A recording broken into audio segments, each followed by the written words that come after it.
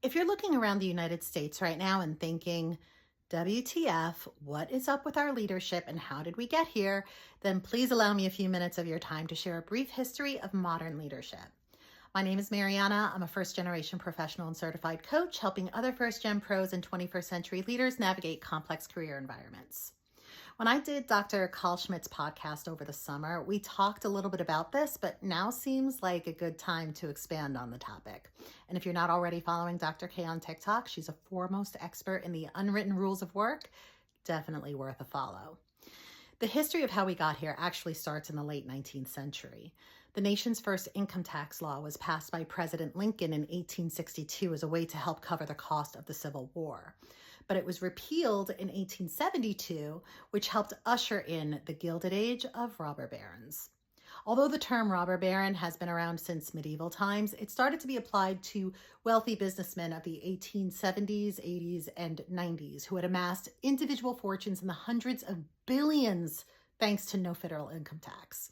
They were also known to be ruthless, unethical in practice, and highly influential in monopolistic and corrupt political dealings while operating under virtually no government regulations.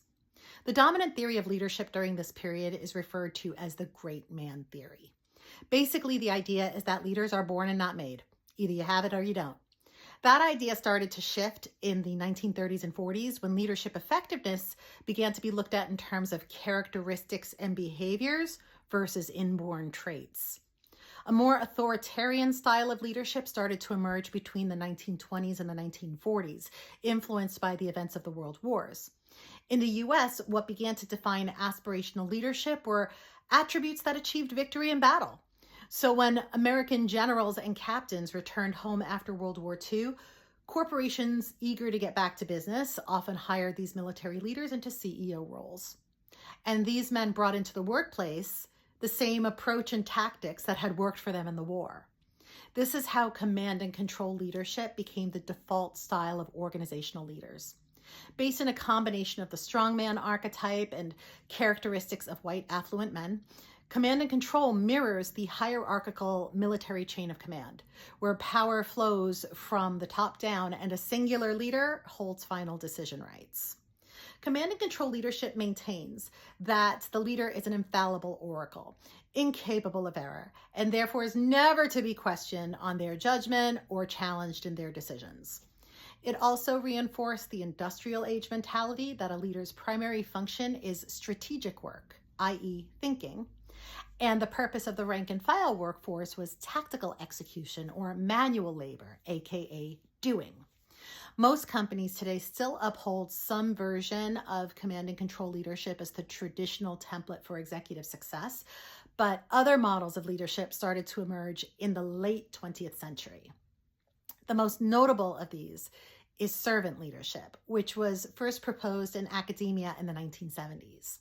This style was directly informed by the social justice movements of the 1960s, which had transformational impacts on workplace policy. Affirmative action and sexual harassment laws were implemented during this time.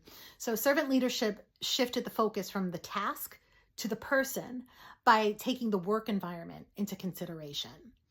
As academic literature on leadership theory steadily increased, command and control and servant leadership began spinning off into adjacent styles that centered specific themes of each. For example, the 1980s into the 2000s gave us models for transactional leadership, authentic leadership, transformative leadership, all styles that elaborated on a task focus or a people focus. Then in the mid-2010s, human-centered leadership emerged from the healthcare industry as the latest modern iteration of servant leadership. The idea of human-centered leadership is simple. Develop certain key higher-order relational skills to complement strategic and operational business acumen. This model quickly gathered momentum during the COVID pandemic when organizations, for the first time, attempted to increase employee well-being and psychological safety at work in response to a societal climate of anxiety and unrest.